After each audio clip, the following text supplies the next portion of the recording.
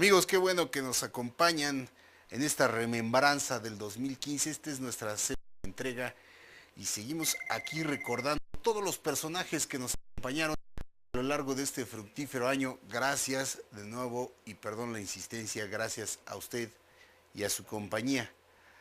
Aquí vía telefónica porque pues él vive en los Estados Unidos, es el periodista hispano más importante de la televisión allá en el mercado de habla hispana. Le insisto, ni más ni menos que Jorge Ramos. Jorge Ramos nos narró aquí su experiencia que tuvo con el hoy emergente político, porque pues ya era una estrella de las finanzas, una estrella de los reality shows, el Donald Trump, el vociferante y polémico Donald Trump, a quien Jorge Ramos pues quiso, como buen periodista que es, confrontar con estas declaraciones tronantes que hizo y que le abrieron la puerta a la popularidad en contra de los inmigrantes mexicanos, el mexicano de nacimiento y pues arraigado allá en los Estados Unidos, donde desarrolló su exitosa carrera. Lo anduvo persiguiendo y Trump pues le anduvo sacando la vuelta hasta que lo encontró en una conferencia de prensa donde no le otorgaba la palabra. Ramos hizo que le pusiera atención confrontándolo con sus ideas y Trump, pues en una muestra de lo que es un intolerante, lo mandó sacar. Jorge nos narraba aquí que en toda su carrera periodística nunca le había ocurrido eso, y mire que ya es mucho decir para un periodista mexicano el enfrentar a la intransigencia y a la prepotencia, y a él le ocurrió allá con este hombre que, dijeran las abuelitas, ni Dios lo quiera, podría convertirse en el presidente de los Estados Unidos. Pero vamos a recordar esa plática que tuvo con Pedro Ferriz sobre esta experiencia, el periodista y amigo también de este programa, Jorge Ramos.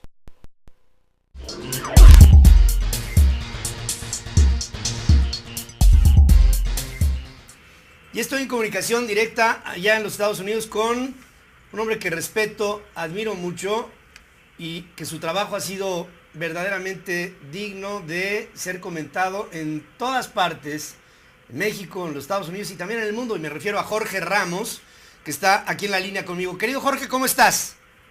Gracias, un placer estar contigo y hablar con un periodista como tú. Muchas gracias, te lo agradezco tanto. Gracias, querido Jorge. Has sido, y tú lo sabes, has estado en el centro de la opinión a nivel nacional en los Estados Unidos, en México y en otras partes del mundo, sobre esta postura que enfrentó a la de Donald Trump en un proceso de un conservadurismo que está tratando de llevar en opinión pública a los Estados Unidos a una segregación que no es conveniente, como no ha sido conveniente en la historia, Jorge. Claro, yo creo que, fíjate, lo que está proponiendo Donald Trump es la deportación masiva más grande de la historia moderna. Es deportar a 11 millones de personas. ¿Y cómo lo vas a hacer? La única manera de hacerlo sería con el ejército, usando trenes, autobuses, aviones, deportando niños y estudiantes y bebés de los Estados Unidos. Eso es exactamente lo que quiere Donald Trump. O sea, Donald Trump nos propone el horror. Y el horror también es cuando tiene millones de personas que piensan como él, y lo están poniendo arriba de las encuestas a nivel nacional aquí en los Estados Unidos. Entonces había dos opciones: o lo dejamos que siga y que esto basado en la opinión de los candidatos presidenciales y de gobiernos, incluyendo el de Peña Nieto, que creen que al no hablar de Peña Nieto va a desaparecer. Es una especie de pensamiento mágico, ¿no? No hables de él que desaparece. Eso no ha funcionado. Sigue subiendo en las encuestas, sigue hablando cada vez peor de los inmigrantes, y la otra opción era enfrentarlo. Pero ¿a quién le toca enfrentarlo, Pedro? Y en este caso, si los políticos no lo están haciendo, si el gobierno de Peña Nieto decide no hacerlo tímidamente, tristemente, si la Casa Blanca en los Estados Unidos ha decidido no meterse, me parece que es a los periodistas a quienes nos corresponde enfrentar este gran reto y esta amenaza que es Donald Trump. Algunas opiniones sobre la polémica presentación en donde vino esta confrontación contigo hablaban de que había roto las reglas de la conferencia de prensa como tal.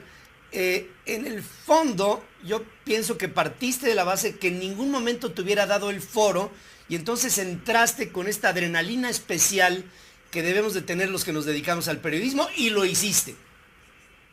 Claro, y mira, primero, Donald Trump jamás me iba a dar la palabra. Claro. O sea, a ver, seamos claros, yo le había enviado hace casi 2 meses, después de que había dicho que los mexicanos, los inmigrantes mexicanos éramos criminales y violadores, y que el gobierno mexicano estaba enviando los criminales al norte, que mira, Peña Nieto ha hecho muchas cosas mal, pero que esté metido en una conspiración para enviar a criminales a los Estados Unidos es una verdadera estupidez. Y Peña Nieto ya bastantes problemas tienes con su Casa Blanca y con Ayotzinapa y con los 42,000 muertos desde que llegó al poder. Así que no hay ninguna conspiración del gobierno ni de nadie. Entonces, le envié una carta manuscrita, que eso que ya no lo hacemos tú y yo, Pedro, que ya no, todo es por texto y por email y todo eso. Me puse a escribir una carta con una letra muy mala, por cierto, porque ya se me había olvidado casi. Puse mi teléfono celular, grave error, y en lugar de que me contestara, como le ha contestado a la mayoría de los medios de comunicación aquí, publicó mi carta en la internet y entonces, por supuesto, tuve que cambiar el teléfono, el del que estoy hablando ya no es el original. Jamás me iba a dar la palabra. Llego a la conferencia de prensa, lo estuvimos cazando, la verdad, durante varias semanas hasta ver dónde podíamos ir a hablar y enfrentarlo.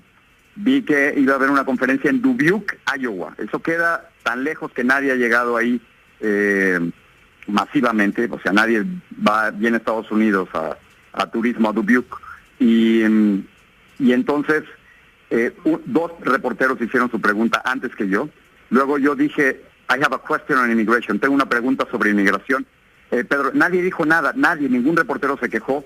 Donald Trump no dijo nada, siguió escuchando, pero tan pronto como empecé con la premisa de mi pregunta, que era que está haciendo promesas falsas, que no puede deportar a 11 millones, que no puede construir un muro de casi 3,000 kilómetros, que no puede quitarle la ciudad de niños, ahí le cambió la cara, tronó los labios, con un gesto muy despectivo, le llamó a uno de sus guardaespaldas con ese gesto, con una señal de la mano le dice que pase, y llegó el guarura y se me paró enfrente, y es muy difícil hacer preguntas cuando tienes un guarura ahí enfrente. Y me sacaron de la conferencia, la primera vez que me lo hacen en 30 años.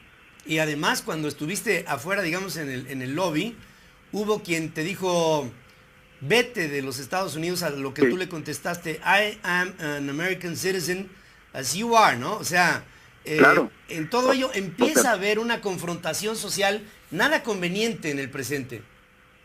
Claro, y lo que pasa, Pedro, es que eso es lo que está haciendo Donald Trump, fomentando el odio entre grupos en los Estados Unidos. Él está fomentando el odio y fomentando los peores prejuicios raciales en este país. Y entonces, esto está totalmente ligado. Él me dice, lárgate a Univisión o regrésate a Univisión, que es donde yo trabajo. Me dice en la conferencia de prensa. Y segundos después, uno de sus seguidores afuera me dice, lárgate de mi país, lárgate. Entonces, claramente eso es, o sea, es muy peligroso cuando un candidato presidencial habla de esa manera, porque otros empiezan a seguirlo.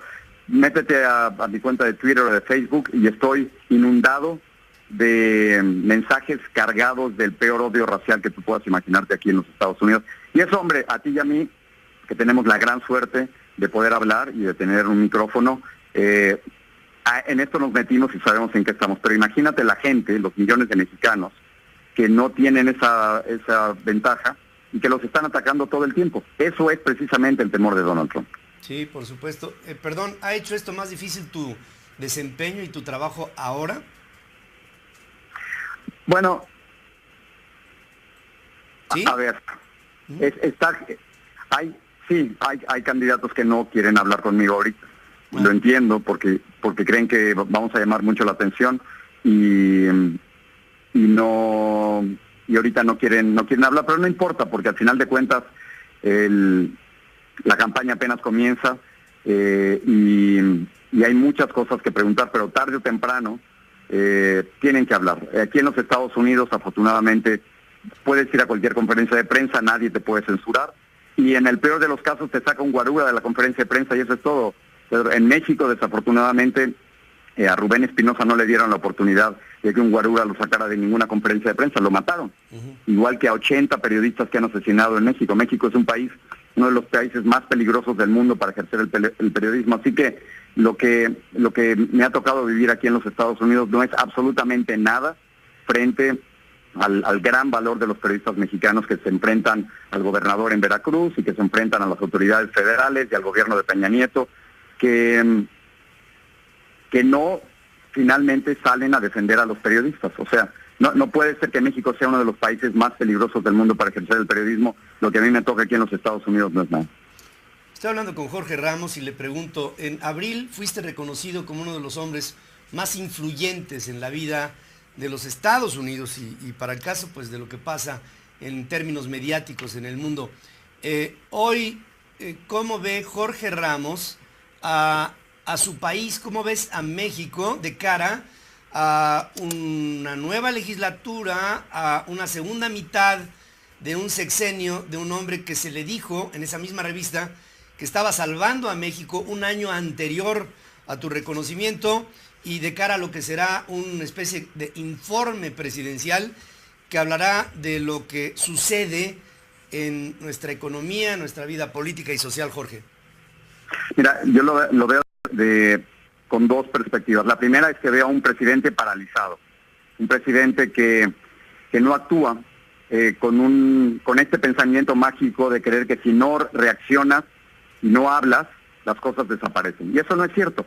Creo que es vergonzoso y triste que no ha dado la cara frente al hecho de la Casa Blanca. Nadie absolutamente cree en la credibilidad de Virgilio Andrade, un subordinado, para investigar la Casa Blanca. Y si tú compras una casa de $7 millones a un contratista del gobierno, bajo condiciones inusuales, y luego ese contratista recibe miles de millones de pesos del gobierno, ahí por supuesto tiene que investigarse si hay conflicto de intereses, pero no por parte de tu subordinado. Eso lo tiene que hacer el Congreso, un investigador independiente. Y propongo, me parece que sería extraordinario, que Iván Velázquez, el mismo investigador que está en estos momentos fiscalizando al presidente de Guatemala, no le cuesta absolutamente nada cuando termine esa investigación pasarse a México, es un investigador de Naciones Unidas, para ver si hay corrupción o no hay corrupción en la casa de Peña Nieto, en la casa de Videgaray, en Malinalco y de muchos otros. Al mismo tiempo, es terrible que Peña Nieto no dé la cara, no da la cara después de Ayotzinapa, no ha dado la cara frente a los más de 42,000 muertos que existen en México desde que él llegó al poder. Así que veo a un México paralizado por su presidente. Y luego, por el otro lado, Pedro, veo con muchísimo optimismo, con gran alegría, con mucho entusiasmo, a un México que no se deja, a un México que sabe que puede crecer sin el presidente, que sabe que México es mucho más allá de su gobierno y de su presidente. Es un México lleno de grandes mujeres periodistas que salen adelante. Es un México que, como tú, si lo censuran, decide hacer su propio programa y sigue hablando. Es un México que, como el Bronco, o como Kumamoto, o como muchos otros líderes en México, deciden lanzarse de manera independiente por el poder. Y es un México lleno de jóvenes que no se dejan y que siguen adelante. Y ese es el México que a mí me llena de entusiasmo, que me maravilla y que desde lejos aplaudo, y que cuando llego a México trato de abrazar lo más posible.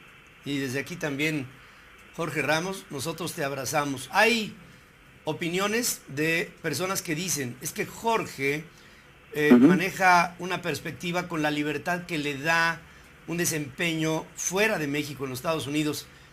Les digo a ellos que tú tomaste hace muchos años la opción de hacer tu vida, tu trabajo periodístico, tu presente y tu futuro en los Estados Unidos, que has cobrado una relevancia fundamental en la zona mediática de allá y para el caso del mundo, y que desde aquí respetamos tu trabajo, tu compromiso, tu verticalidad en un desempeño verdaderamente prístino que has venido realizando a lo largo de tu historia. Me preguntan si eres un periodista o un activista. Y seguramente que es una pregunta que ya tú sabes que te están haciendo. Yo creo que un periodista que no invita a la actividad no acaba haciendo nada. Claro, y a ver, Efectivamente, cuando a mí me tocó irme de México en 1983, estamos hablando de un México lleno de censura, cuando había línea directa, Pedro, y a ti te tocó sufrirlo, desde Los Pinos, de qué se podía decir y qué no se podía decir. Y en ese momento yo decidí irme de México porque no quería ser un periodista censurado, pero otros muy valientes, tú incluido, se quedaron en México a pelear por la libertad de expresión que ahora tienen, y México tiene extraordinarios periodistas, y particularmente quiero destacar la labor de las mujeres periodistas, porque desde Aristegui a Lidia Cacho, Dresser, me parece que Loaesa, Poniatowska, son grandes mujeres que están sacando la cara por México, sí, y que están diciendo lo que hay que decir. Ahora, sobre la acusación de si soy activista o periodista, creo que el mejor periodismo que conocemos es cuando los periodistas toman postura frente a 6 cosas, Pedro. Cuando los periodistas toman postura frente al racismo, la discriminación, la corrupción, mentiras públicas, dictaduras o derechos humanos. Y los mejores casos de periodismo que yo recuerdo es cuando los periodistas dicen no al poder, se enfrentan al poder, y ahí tenemos los casos desde los periodistas del Washington Post, cuando obligan la renuncia del presidente Richard Nixon, hasta la gran Elena Poniatowska, que con su grabadorcita se fue a entrevistar a los sobrevivientes de la masacre del 78, y uno de los mejores libros de periodismo que hay, que es La noche de Tlatelolco. Así que parece que está bien, y me parece que el debate está perfecto de que si soy activista o periodista, pero al final de cuentas nos toca como periodistas cuestionar a los que se encuentran en el poder.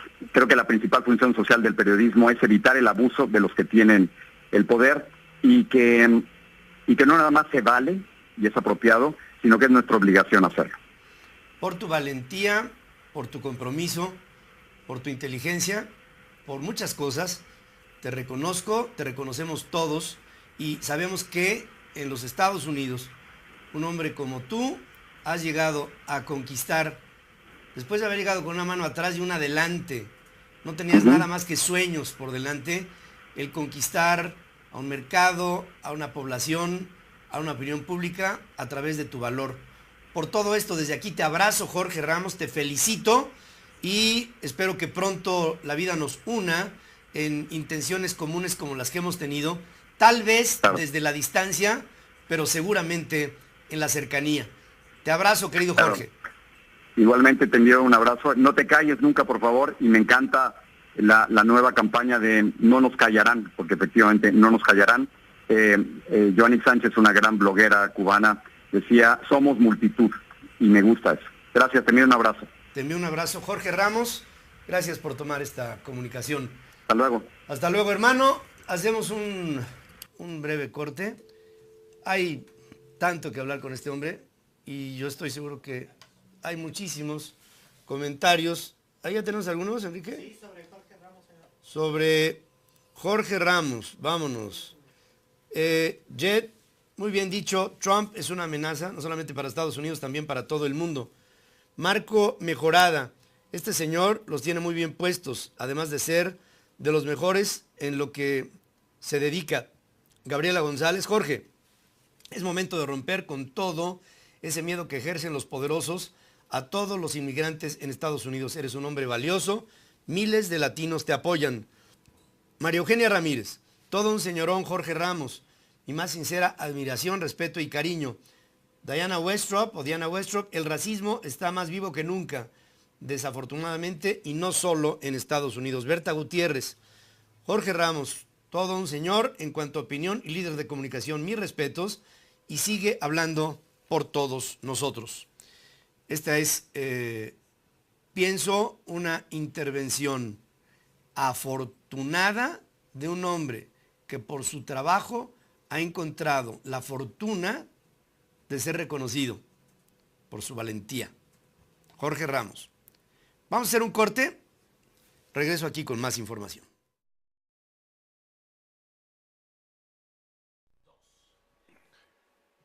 Y de este recuento de personajes que nos acompañaron en este programa y en este año, Claudio X González es un hombre que ha dedicado los últimos años de su vida a emprender una cruzada en favor de la educación como presidente de la organización no gubernamental Mexicanos Primero.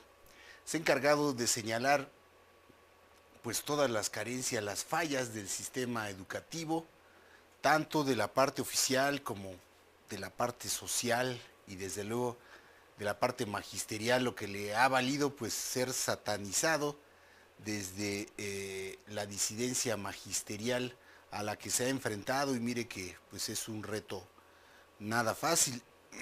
Él procede obviamente del mundo empresarial y por eso tomó ese reto, esa empresa de ir y tratar de abonar hacia una mejor educación, educación oficial desde luego, para todos los mexicanos, que pues es la base real del progreso y la solución a muchos de los problemas que hoy tenemos. Claudio X González, un hombre pues criticado por muchos, polémico, pero que sin duda ha contribuido a mover este tema sin la parte de mover oficial, sino a impulsar, más bien dicho, porque ese término de mover vamos a dejarlo de ladito, a impulsar este tema de la educación hacia mejores objetivos.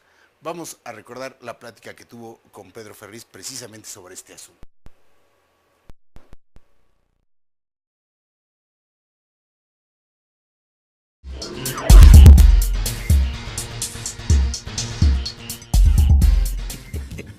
Estoy aquí con Claudio X González. Este hombre lo he venido siguiendo a lo largo del crecimiento de lo que ha sido su presencia. Luego a veces me dicen, ¿hay líderes en México?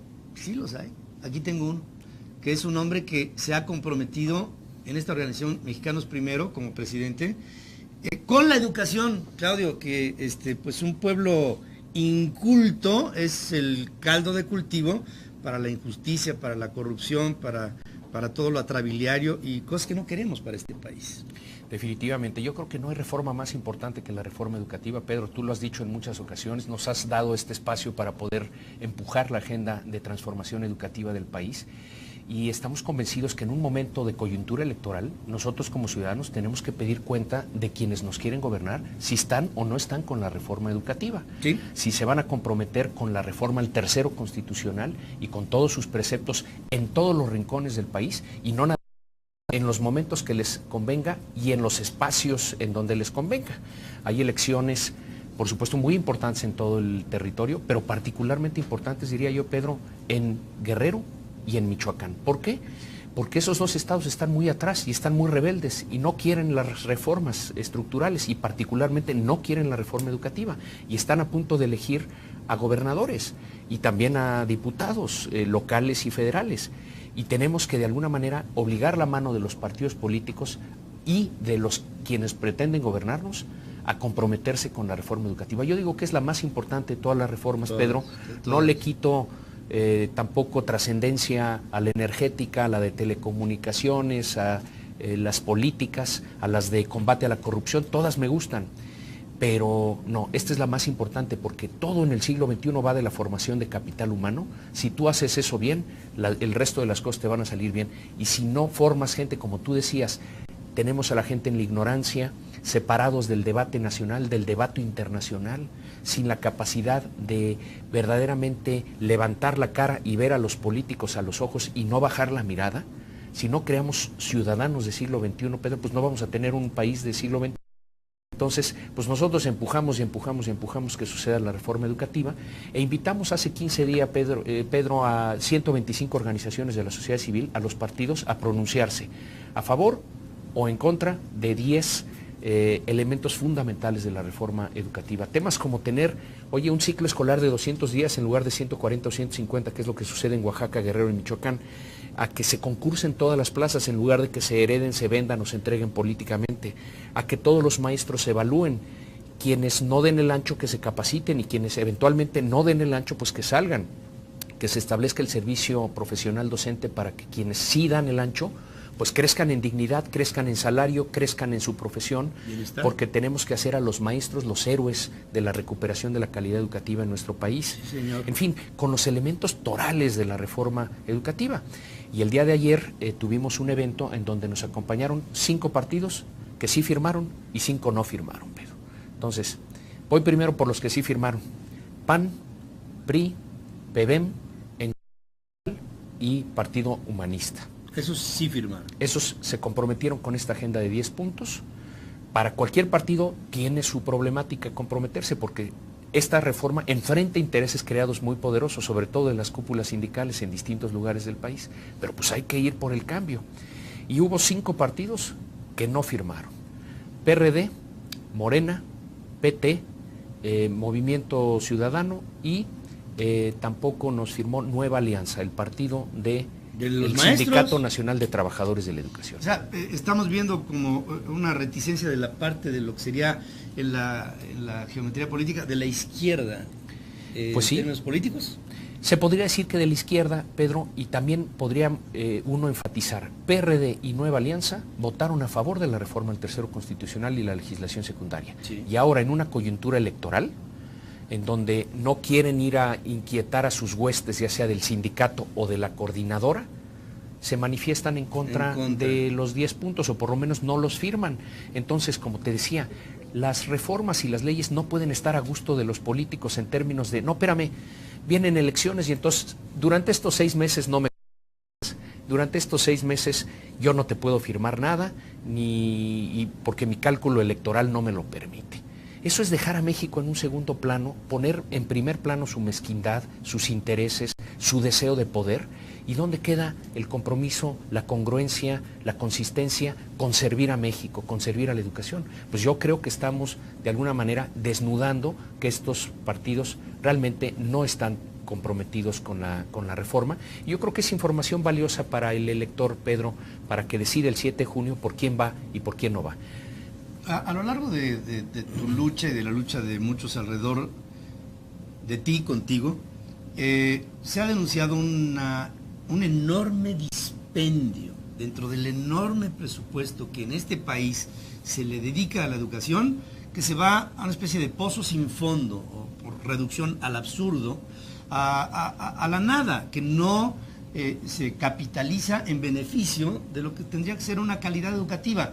El sistema PISA de evaluación de lo que es la educación dentro de los países de la OCDE, México es el último lugar en desempeño educativo, y la reforma educativa, que fue la primera promovida por esta administración, tendería a pensar que la reforma como tal sentaría las bases para que nuestra única visión, la más importante, la fundamental a empujar, la que tendría que ser preocupación de todos y ocupación de todos, es que tuviéramos una mejor educación en este país, y el tema se queda en un archivero.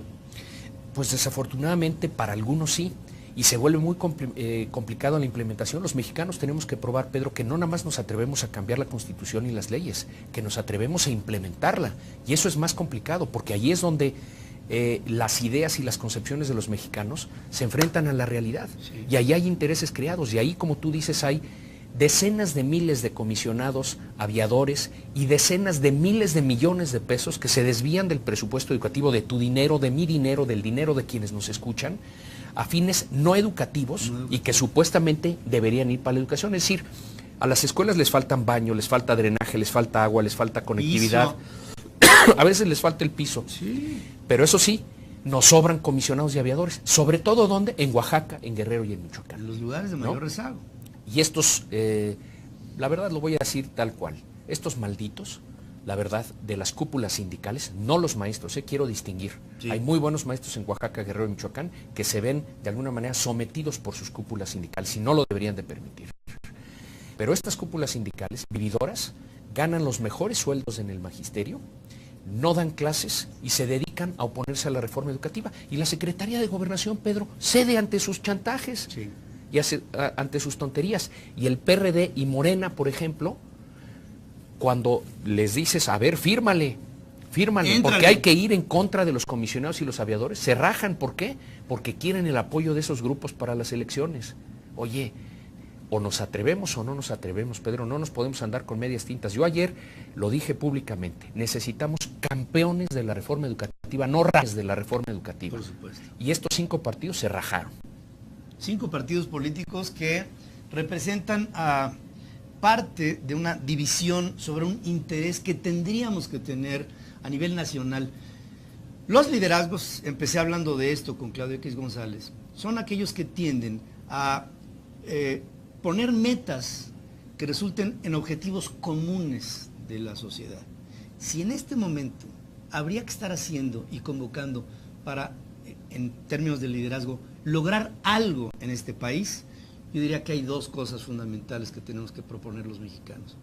Una unión absoluta entre los mexicanos, que tengamos objetivos comunes, que vayamos a lo mismo, que luchemos por los mismos efectos y los mismos resultados, en base a una extraordinariamente impartida educación que nos dé frutos en nuestro capital humano, que es el recurso natural más importante que puede tener cualquier pueblo en cualquier momento de su historia.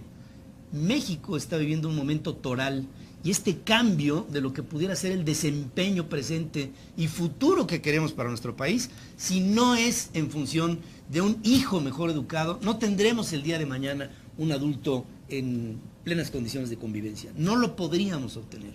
Es por eso que es fundamental que lo hagamos el día de hoy. Absolutamente, Pedro. Como nos vemos hoy en la primaria, la secundaria y la prepa, así nos vamos a ver en 10, 15 y 20 años en nuestro país. Niveles de deserción, Claudio. El otro día estuve platicando esto aquí en el programa.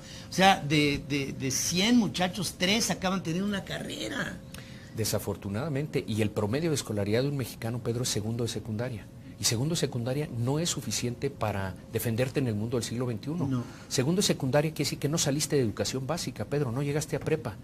Y entonces queremos que luego que México se vea como una estrella fulgurante en el Parlamento Internacional. Pues no, no se puede dar, porque esos tíos están ya llegando a la carrera como promedio de escolaridad nacional, 4 o 5 años más que los mexicanos. Pedro, es muy difícil remontar 4 o 5 años menos por habitante. Entonces necesitamos más cantidad y lo que tú comentabas hace un rato, la calidad es reina, ¿no? Todavía tuviéramos menos educación, pero fueran muy buenas nuestras horas y nuestros días, pues compensamos. Pero la verdad no tenemos ni cantidad ni calidad educativa. Esto lo hemos denunciado de años para acá. Yo creo que México está cada vez más consciente. Por eso, en cada encuesta se muestra que la reforma educativa es la que prefieren los mexicanos. Cuando tú encuestas cuál es la más importante de las reformas, la gente dice la educativa. Sí. Ellos saben que de eso va el futuro de sus hijos. Entonces, bueno, hay que implementarla y por eso me puede que 5 partidos no hayan firmado y celebro que 5 sí hayan firmado. Ahora, el que hayan firmado no quiere decir, Pedro, que van a cumplir a pie juntillas. No. Hay gobiernos de esos partidos que no están, por ejemplo, concursando todas las plazas, que están de alguna manera timando a la reforma educativa. Bueno, pero ahí está el compromiso, firman y en ese sentido sigue el ejercicio ciudadano, 1, de transparentar, de pedir cuentas y 2, de dar seguimiento para asegurar que se implementen las reformas. Eso es fundamental. Miren, constantemente se ha venido reflexionando sobre la serie de reformas que se han propuesto en el país y por ahí he escuchado a algunos políticos que dicen la reforma central, toral, para que este país pegue un brinco cuántico hacia un bienestar, es la energética. Es un error catastrófico. Yo entiendo el valor del petróleo y puedo entender el valor de cualquier cosa que me hablen de algún bien material, el que sea, no importa, eso no es lo que en este momento está aquí como planteamiento. El planteamiento general, fundamental, fundacional de este país, que tendría que tener una explicación presente y por ello una justificación para cualquier esfuerzo que hagamos, el que sea, es el educativo, es el sector educativo mexicano. Ahora, si dijéramos es que no hay recursos para el sector educativo, pero sí los hay un montón de dinero que se... Pedro, 800,000 millones de pesos nos gastamos en educación. Y fíjate, yo digo de manera triste, no socarrona, pero triste, que esos 800,000 millones de pesos que nos gastamos, la gran mayoría de educandos de ese sistema, para el momento en que los expulsa, no podrían escribir ese número. No. No lo podrían escribir. No saben con cuántos ceros ponerle 800,000 millones de pesos. Por increíble que parezca, no podrían. Y eso dices, oye, no es posible que utilicemos tan mal el recurso. Creamos un sistema, Pedro, de prebendas, intereses y corruptelas de adultos en lugar de un sistema de protección del derecho humano fundamental de un niño y un joven a tener una educación de calidad. Esa es la verdad. Y esta reforma busca empezar, solo empezar, Pedro, no es la conclusión, empezar a cambiar ese sistema, y por eso puede que 5 sí vayan, eso lo celebro, 5 no vayan, eso pues lo reprobamos. Eso es totalmente reprobable. Punto número 7, que se transparente y depure la nómina magisterial para dejar de pagar con dinero destinado a los maestros a, lo que decías, aviadores, comisionados sindicales, trabajadores administrativos o a cualquier otra persona que no desempeñe una función docente. Es un pecado mortal el que haya mexicanos, maestros, que se les pague un dineral porque hay algunos extraordinariamente buenos sueldos y que no se hayan parado ante un aula, ante un grupo de estudiantes en años. En años, en décadas, algunos de ellos. Los comités ejecutivos nacionales, tanto del Sindicato Nacional de Trabajadores de Educación como de la Coordinadora Nacional de Trabajadores de Educación, está lleno de comisionados, Pedro, pero lleno de comisionados. Ellos saben la ley y la autoridad sabe que le está pagando a alguien que está ganando ilegalmente. Ganamos, te comentaba recientemente, un fallo en la Suprema Corte de Justicia unánime que le dice a la Auditoría Superior de la Federación que el mal gasto educativo que reporta año con año afecta el derecho humano de los niños y en ese sentido tiene que actuar y iniciar procedimientos. Le ordena iniciar creo que 380 procedimientos nada más de 2 ejercicios para que se corrija y se penalice a quien o castigue a quien está desviando el recurso de los mexicanos en materia educativa. Como tú dices, es sagrado el dinero en la educación. Sagrado. Mira, todo el dinero público debería ser sagrado. Y aquí más bien, pues todo parece ser peculado, ¿no? En lugar de sagrado. Bueno, el educativo es doblemente sagrado, porque ahí se juega el futuro del país. Entonces, tenemos que blindar a la educación del mal gasto y tenemos que blindar a la educación de los colores de los partidos, Pedro. Aquí debe ser política, Estado, y todos deberían de jalar parejo para que tengamos capital humano. Aquí no puede haber condicionamientos ni formas que le pongan a todas estas propuestas. Es un decálogo que voy a estar constantemente impulsando, si tú me lo permites, claro, en las redes sociales, para estar reforzando esta idea. Y insistimos, aquí es una política de Estado que debiera ser abrazada por cualquiera, por cualquiera. No sé para dónde vaya la tendencia de México, pero sí podemos, y ahorita lo estamos platicando un poquito fuera de micrófono, hemos llegado a un punto en este país en donde en algunas cuestiones de deterioro social, entiéndase en honestidad, en corrupción, en impunidad, en este tipo de indolencia sobre un proceso tan importante como es la educación, hemos llegado a tocar fondo. ¿Es buena o mala noticia? Bueno, depende cómo lo vean. Por lo pronto, esto ha llamado a una mayor participación de la sociedad, a un mayor involucramiento de la sociedad, a un mayor impulso de la sociedad a través de las redes sociales, a través de diferentes instancias que nos mueven a todos, para que se empiece a ver esto como una necesidad nacional que se levante de la sociedad misma, ya que, por lo que se ve, las autoridades políticas no están 50% no está completamente consciente de la importancia que tiene todo esto, y el otro 50% quién sabe cómo lo vayan a tomar. Entonces, estamos aquí ante algo en donde ustedes como sociedad tienen la primera palabra, la primera iniciativa, el primer paso que se tiene que tomar, tiene que ser de nuestro lado.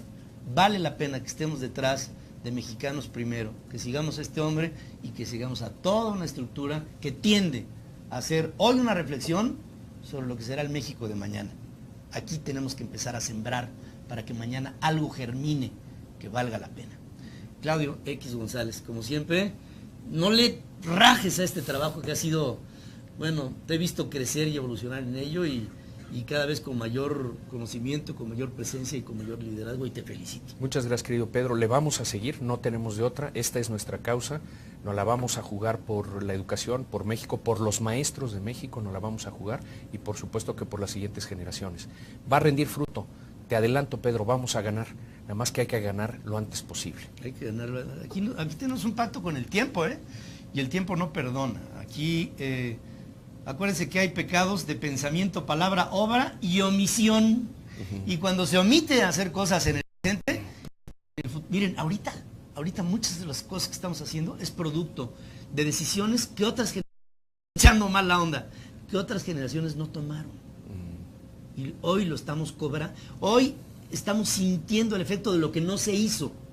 No dejemos esa responsabilidad para los de mañana, hombre. Yo prefiero enfrentar lo que sea, con tal de que mis hijos y mis nietos no tengan los problemas que hoy estoy enfrentando yo. Por eso tenemos que hacer algo ahora, aquí y ahora. Gracias, Claudio. Vamos a hacer una pausa, regresamos aquí, ya bajo su riesgo, con el ingeniero Harfuch.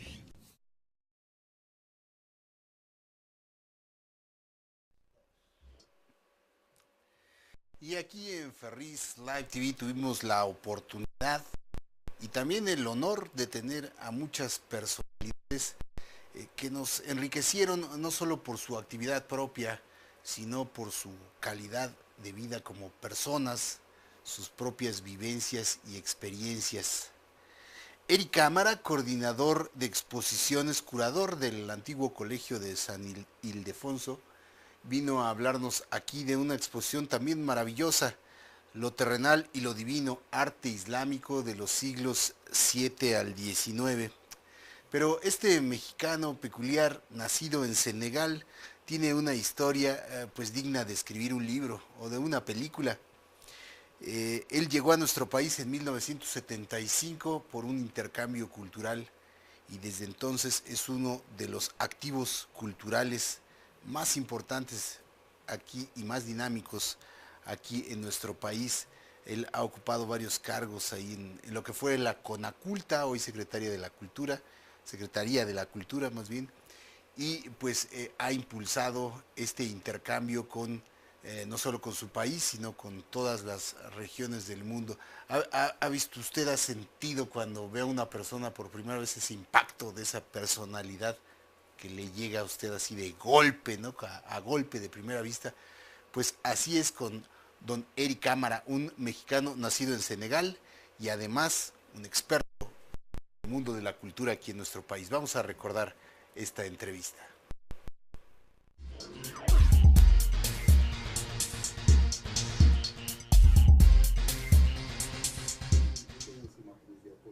Bueno, quiero decirles que me da un enorme placer el estar ante un hombre que tiene una presencia verdaderamente impresionante con nosotros y que nos da muestras de lo que ha sido la expresión viva de una cultura que en México apenas la conocemos. Y me refiero a lo que en esta muestra de lo terrenal a lo divino, el maestro Eric Cámara, coordinador de exposiciones y registro de obra del antiguo colegio de San Ildefonso, nos tiene como un regalo para la Ciudad de México. Maestro Cámara, gracias por estar aquí. No, pues muchas gracias por la invitación. ¿Qué es y qué representa esta muestra de lo terrenal a lo divino? Es arte islámico de los siglos 7 hasta el 19, aunque ha habido otras barbaries de siglos anteriores, ¿no? Así es. Bueno, así es. Cuéntanos de esto. Aquí tenemos la oportunidad de acercarnos nuevamente a expresiones artísticas de la civilización islámica desde su origen hasta el siglo XIX y mostrando la variedad de tendencias regionalistas, las influencias que recibieron de los persas y de los bizantinos y aquello cómo se expandió en 3 continentes, Asia, África y Europa. Y contamos con 7 países en la exposición, partiendo de Marruecos, Tunisia, Egipto, Turquía, España, Siria, Irak, Irán y Afganistán. Entonces, con todos estos países vemos una diversidad de expresión artística y apreciando la estética del arte musulmán, sobre todo en el aspecto del ámbito religioso, en donde no notamos la figura humana, sino la caligrafía, el arabesco, los geometrismos o la decoración floral. Sin embargo, en el ámbito privado, ahí sí vemos retratos, crónicas de batallas y muchos aspectos que se desarrollaron en torno a la fe islámica. Me parece muy importante la riqueza de esta exposición, contando con 192 piezas que son las obras maestras de la colección permanente del Museo de Arte del Condado de Los Ángeles.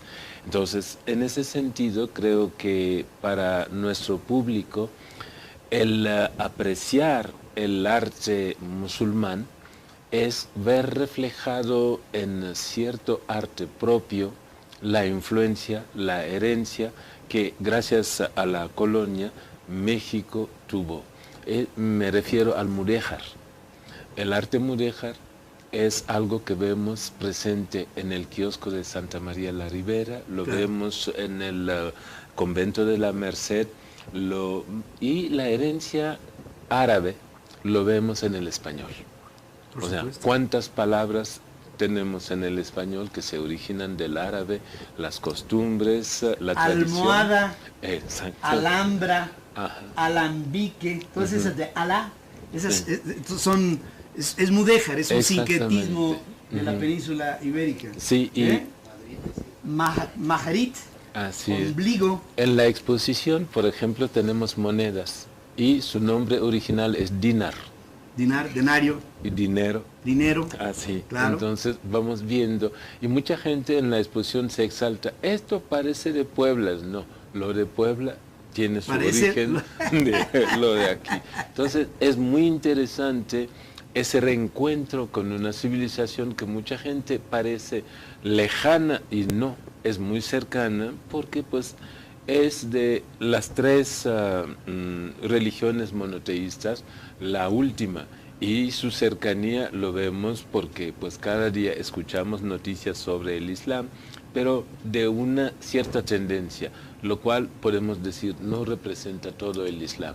Y gracias a esta exposición tenemos la oportunidad de acercarnos a una sensibilidad, a una filosofía, a una creencia y a su desarrollo histórico a lo largo de más de 10 siglos. Y eso me parece muy importante que lo podamos disfrutar en la ciudad y vincularlo a nuestra historia. Y aquí está esta invitación y esta convocatoria que nos hace el maestro Eric Cámara, que es el coordinador de las exposiciones y el registro de obra del antiguo colegio de San Ildefonso, que nos presenta. Miren, uno cuando piensa en el Islam, pues hemos visto últimamente que la yihad dentro del islamismo ha llevado en expresiones terroristas que son expresiones fundamentalistas que nada tienen que ver con todo esto, que aquí se exhibe una riqueza artística impresionante, artística y cultural. Bueno, nuestros números, así es, nuestros números arábigos, nuestra expresión alfabética, es parte de del sumum de la cultura occidental, que primero un sincretismo en España, en su presencia constante en España, por 800 años. Así es. Hicieron de España un lugar que cuando llegan los reyes católicos y expulsan a moros y judíos, a los que se fueron, porque otros se quedaron, dejaron una cultura que después llega al continente y se da esto que pues somos nosotros. Nosotros somos producto de lo que aquí el maestro Eric Cámara nos está expresando. Es una exposición que ya está. Ya está. Estará hasta el 4 de octubre de este año. Hay que aprovecharlo. Por favor, hay que ir allá al colegio de San Ildefonso. Hay que ver esto de lo terrenal a lo divino, arte islámico de los siglos 7 al 19. Son 12 siglos de riqueza. Miren, esto último que se ha dado de terrorismo cultural, ¿no? En el acervo cultural del Islam, ha sido atentados de la presencia de esta cultura, pero del siglo I, II, III. Esto viene después, esto es del 7 al 19, y nos habla de la enorme aportación, enorme, insondable aportación del mundo del Islam a la cultura en lo global y a la cultura particular occidental. Todos somos producto de todo. Nadie es un pueblo exclusivo. Así es, ¿no? Así es. Y yo creo que reconociéndonos en estas expresiones artísticas, aprenderemos a desmitificar la generalizada del Islam Y por el otro, creo que disfrutemos de la universalidad, tanto del arte como del conocimiento. El arte y del conocimiento.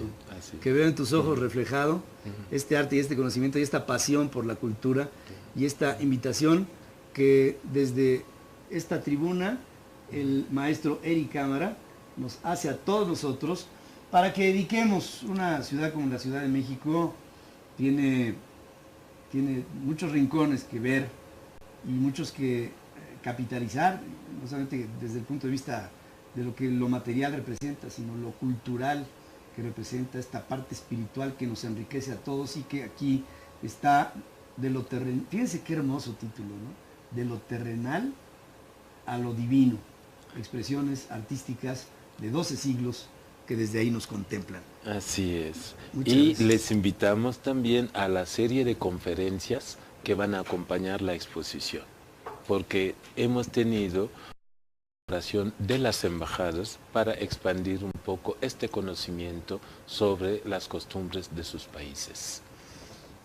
En la vida hay que apreciar las costumbres de los demás.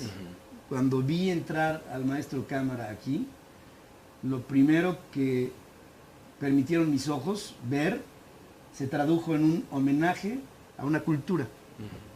A una cultura que aquí se presenta contigo, maestro, y que respeto de principio a fin, a cabalidad. Muchas gracias. A todo lo que da. Es el mismo respeto recíproco que compartimos. Gracias. Muchas gracias. Gracias, maestro. Muchas gracias. Gracias por tu presencia aquí. Gracias. Vamos a hacer un corte y regresaremos aquí con más información. Gracias.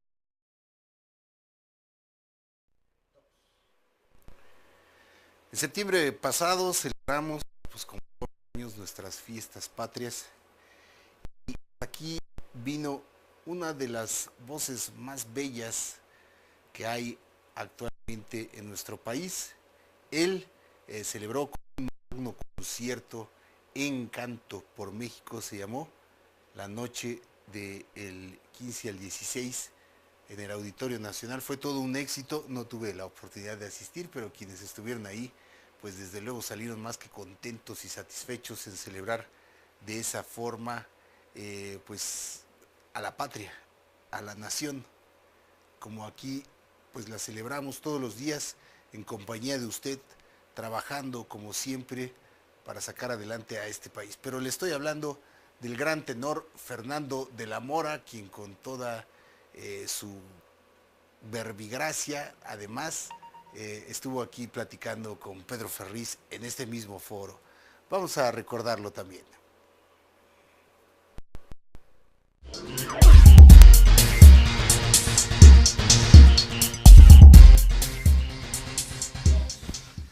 Bueno, estoy aquí con realmente un gran ser humano y un gran también embajador de nuestro país, Fernando de la Mora. Es un hombre que es producto no solamente de su gran sensibilidad como artista, sino que también lo es como mexicano, es como un hombre de nuestro tiempo. En fin, ¿qué puedo decir de este tenor? Admirado por mi padre, y yo nada más vengo también como reflejo de otra generación que también lo quiero, lo admiro. Digo, obviamente mi padre lo agarró muy cachorro, pero también siempre me hablaba maravillas de ti. ¿Cómo estás? Bien, man, muy activo. Quiero regresarte la flor. También tú eres un gran mexicano, maestro, que te has partido el alma por este México lindo y querido y que has puesto tu carrera a prueba con muchas cosas muy importantes. De verdad eres un tipazo, maestro. Igualmente. De verdad, te admiro mucho y la verdad que pues hay que echar para adelante con México, mano. México nos pone muchas pruebas en este momento, y tenemos dos opciones: o lamentarnos y señalar a todos los que no están haciendo bien su chamba, o ponernos las pilas y formar parte de las soluciones en México, ¿no? Y no del problema. Y no del problema, porque el problema lo vemos todos. El gobierno no está funcionando como quisiéramos todos. No está fácil la situación porque la situación mundial está muy difícil. No es un problema de México, es un problema del planeta, de la irresponsabilidad de todos nosotros que hemos permitido que todo esto suceda. Y no hemos solucionado el principal problema en México, que es la pobreza. el generador de todos los grandes problemas de México. Y nos vamos a dormir muchos, todos los días nos vamos a dormir muchos con la panza llena, y cuando hay muchos que no han cenado y no saben si van a tener el alimento del día siguiente. Sí. Entonces, ahí está el verdadero compromiso de todos nosotros. Cada uno desde su trinchera, como pueda hacer las cosas, haciendo que la gente tome conciencia, ponernos las pilas, sumándonos en muchas causas. No hay causa pequeña, ¿verdad? De las causas que requiere México de soluciones, hay que echar para adelante, para adelante, para adelante, para adelante. Para atrás ni para agarrar vuelo, ni como para dice. Agarrar vuelo, como decía el toro. Exacto. Fíjense, Fernando ha estado en momentos muy emblemáticos de nuestro país y ha representado a México en infinidad de foros ante un sinnúmero de personas en todo el mundo. Y ahora en este encanto por México, tú vas lleno de espíritu, porque tú tienes esa como característica, tu espíritu te llena y te hace al mismo tiempo ser un comunicador de sentimientos, de sensaciones en este México patrio, en este momento, como tú has señalado, con sus complicaciones, pero también con sus expectativas. Sí, definitivamente. Creo que hay mucho que celebrar en México, sobre todo las cosas positivas de nuestro país. Si no agarramos de las cosas positivas, ¿de dónde? ¿De dónde? ¿De dónde? Y qué cosa más positiva que la música, que nuestra gran música que ha hecho cantar a una nación latinoamericana. O sea, el sueño de Bolívar no es una utopía, es una realidad. Somos un solo país, Latinoamérica, y qué cosa más, o sea, qué prueba más grande que la música mexicana que ha invadido todos estos países. Hemos invadido los corazones de todo Latinoamérica. María Grieber, Agustín Lara, Consuelo Velázquez, Gonzalo Curiel, Armando Manzanero, Luis Demetrio, bueno, N cantidad de compositores que les hemos robado, y también nos hemos robado de música de los cubanos, puertorriqueños, chilenos, argentinos, venezolanos, colombianos, peruanos, de todos. O sea, la música que se escucha en el corazón de la gente es la buena música latinoamericana. Y México es la cabeza. Porque aparte toda la música que no es mexicana se creó en México. Porque México ha sido el escaparate más importante de toda Latinoamérica para todos los compositores argentinos, chilenos, peruanos, colombianos, venezolanos, hasta brasileños. Claro.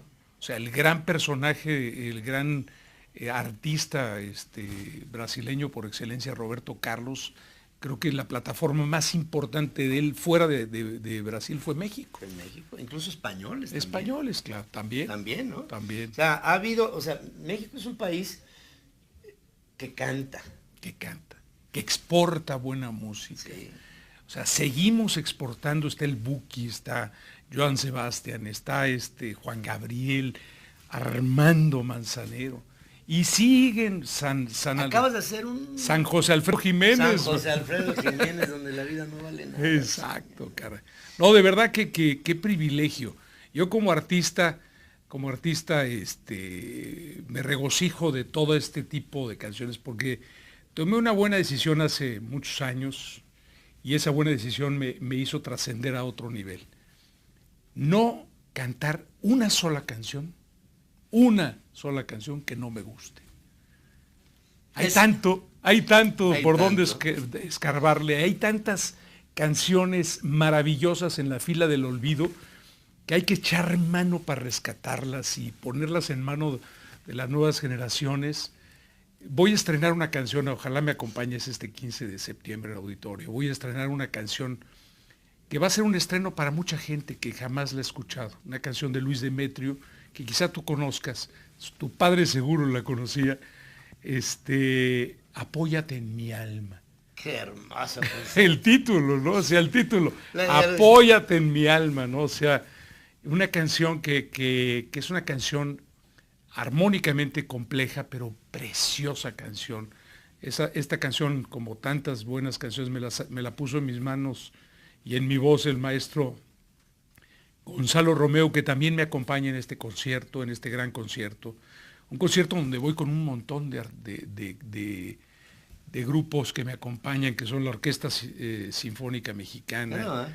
Me completa la orquesta. ¿Es un ensamble de cuántos músicos? De 45 músicos. 45. Y después la dirige el maestro Rodrigo Macías, está el emblemático Trío Los Panchos. Más. Está el gran maestro Gonzalo Romeo y su quinteto. Está el maravilloso Alberto de la Rosa con su arpa genial, el grupo Tlenguicani. Está el ballet de la maestra Nieves Paniagua, está el Mariachi Gamamil. Solamente un lugar como el auditorio te permite hacer un espectáculo de esta magnitud, por la cantidad de gente que entra en auditorio. Y esto va a ser realmente la gran fiesta de México, va a estar ahí. Creo que va a ser un centro anímico, hablando de almas, ¿no? Sí. Sentimental de un pueblo que sabe reír, que sabe cantar, que también llora y que, digo, es parte de la vida, pero que en un momento como el que hoy estamos viviendo, qué mejor que tomarnos de la mano del arte, de la mano de gente que tiene la sensibilidad de Fernando de la Mora, que estás en un momento de tu vida y de tu carrera, que te permiten expresarte a todo. Sí, la verdad estoy muy contento. Estoy también inmerso en otro proyecto, un proyecto que no sabes lo que me ha entregado este proyecto, que ha sido muy complejo llevarlo a cabo. Se llama Ópera para Todos. Es un proyecto en el cual estamos llevando la ópera Payasos de Leoncavallo, en vivo, con orquesta sinfónica, con escenografía, con coro, con todo lo que requiere la ópera. Nos pasamos ensayando un mes completo con los solistas para llevarla gratis a las plazas públicas, o sea, gratis para el pueblo, o sea, para generar nuevos públicos y para llevarla a quien nunca tiene la oportunidad, no porque sea caro un boleto de ópera, es más barato que cualquier boleto de cualquier concierto de cualquier artista popular grande, Juan Gabriel, Luis Miguel, cuesta una cuarta parte un boleto de la ópera. No es solo eso, sino que los amantes de la ópera, salen los boletos a la venta y los amantes de la ópera, ¡pum!, se los echan en horas, no duran ni un día los boletos. 10 funciones Bellas Artes, desaparecen los boletos. Entonces es elitista, pero intelectual. O sea, no es elitismo porque sea caro, sino que se vuelan los boletos. Entonces una persona común y corriente no tiene acceso a ver ópera. ¿Y lo estás llevando a las plazas? A las plazas. Fíjate, el primero lo hicimos en el 22 de agosto, hace 4 semanas, lo hicimos en Querétaro, en la Plaza Fundadores. Tuvimos llena la plaza, 4,500 personas, lloviendo. Qué bárbaro. ¿Y ahí la gente? Y ahí la gente. A la semana siguiente, en Xochimilco, hace escasos 15 días, la plaza llena, 7,500 personas aquí en Xochimilco, la plaza llena, todo el mundo con paraguas, o sea, dejó de llover 5 minutos después que empezó la función, pero la gente de verdad, al final que dimos los autógrafos y atendimos al público, estaba la gente mojada, man. La verdad. Pero feliz. Sí, porque porque soltó un aguacero entre el ensayo general y la función, y pensamos no va a haber nadie. Digo, y con toda razón, pero con que haya uno, cantamos. Dijo, ¿qué te pasa? Está llena la plaza. Dije, qué bendición. Eso habla muy bien de nuestro México. Sí. Y habla muy mal de nuestros políticos. Habla muy mal de la gente que no confía que la educación y la cultura es donde tenemos que enfocar. Exacto, porque la cultura es donde tenemos que poner el acento, como dices tú, para que la gente, el pueblo, voltee a ver hacia la excelencia del ser humano. Nadie puede amar lo que no conoce. Claro. Entonces, cuando tú se lo das, cuando tú a una persona le dices, mira, ¿te gusta la ópera? No, a ver, oye esto.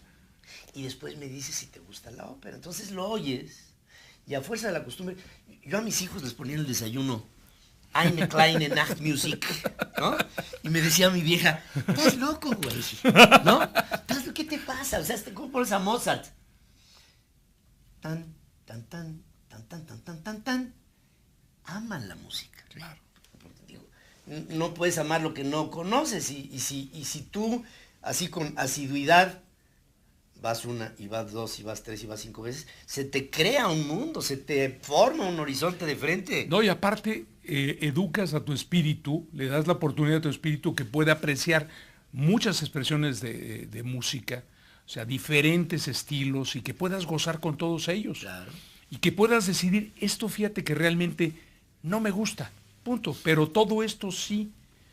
Yo siempre he dicho que lo que se vale la música actual, o sea, la grupera, la banda, todo eso está padre, o sea, que la gente tenga acceso a todo ello. Lo que no se vale es que sea lo único que escuches, que limites a tu espíritu a solamente eso.